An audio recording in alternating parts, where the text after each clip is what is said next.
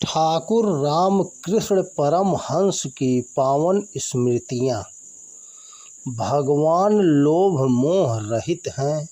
रामकृष्ण परमहंस के शिष्य मथुरा बाबू ने एक मंदिर बनवाया और इसमें विष्णु भगवान की मूर्ति स्थापित करा दी। वह मूर्ति बड़ी लुभावनी थी। वस्त्राभूषण से साज संभाल की गई थी। कुछ ही दिन बीते होंगे कि चोर मूर्ति के कीमती आभूषणों को चुरा ले गए। प्रतिमा अब उतनी आकर्षक नहीं लगती थी। मथुरा बाबू उदास होकर बोले, भगवान, आपके हाथों में गदा और चक्र दो दो हथियार लगे रहे, फिर भी चोर चोरी कर ले गए। इससे तो हम मनुष्य अच्छे कुछ तो प्रतिरोध करते ही हैं। पास खड़े रामकृष्ण भी यह वार्तालाप सुन रहे थे। वे बोल पड़े, मथुरा बाबू, भगवान को गहनों और जेवरों का तुम्हारी तरह लोभ और मोह नहीं है। फिर उनके भंडार में कमी किस बात की है जो रात भर जागते और तुच्छ गहनों की रखवाली करते। अहंकार का बीज।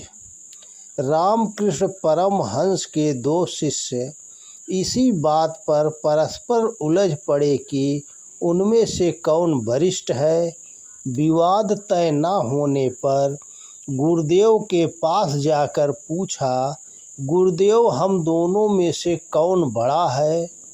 बस इतनी सी बात के लिए उलझ रहे थे तुम लोग?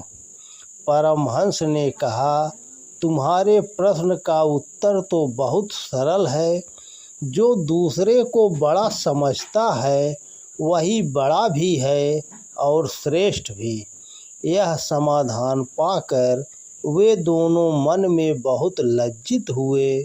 उस दिन से बड़ा बनने की ललक और अहंकार का बीज ही मन से मिट गया। निराभिमानता की मूर्ति। रामकृष्ण बगीचे में बैठे हुए ईश्वर चिंतन में लीन थे। इतने में डॉक्टर महेंद्र नाथ सरकार उधर आए। उन्होंने परमहंस को बाग का माली समझकर फूल तोड़ने को कहा। वे मान अपमान से परे निर्मल स्थिति में थे। उन्होंने तत्काल फूल तोड़कर डॉक्टर साहब को दे दिए। दूसरे दिन वे डॉक्टर साहब उनके दर्शन के लिए आए। तब उन्हें अपनी भूल मालूम हुई और उनकी निराभिमानता पर द्रवित हो गए। वस्तुतः महान संत साधु व्यक्तियों की पहचान उनके अभिमान शून्य विनय युक्त स्वभाव से ही की जाती है। निःस्पृह माँ। रामकृष्ण परमहंस की माता एक बार कोलकाता आई और कुछ समय स्नेहवश पुत्र के पास रही। दक्षिणेश्वर मंदिर की स्वामिनी रासमणी ने उन्हें गरीब और सम्मानास्पद समझकर तरह तरह के कीमती उपहार भेंट किए। वृद्धा ने उन सभी को अस्वीकार कर दिया और मान रखने के लिए एक इलायची भर स्वीकार की।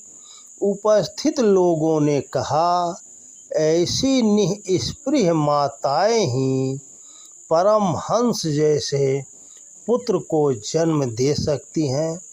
दोस्तों नमस्कार।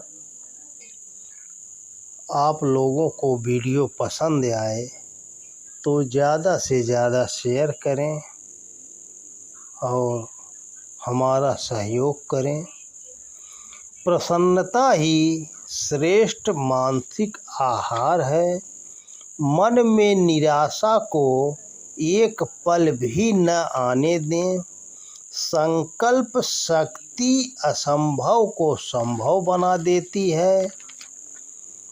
वर्तमान में शांत और स्थिर रहें।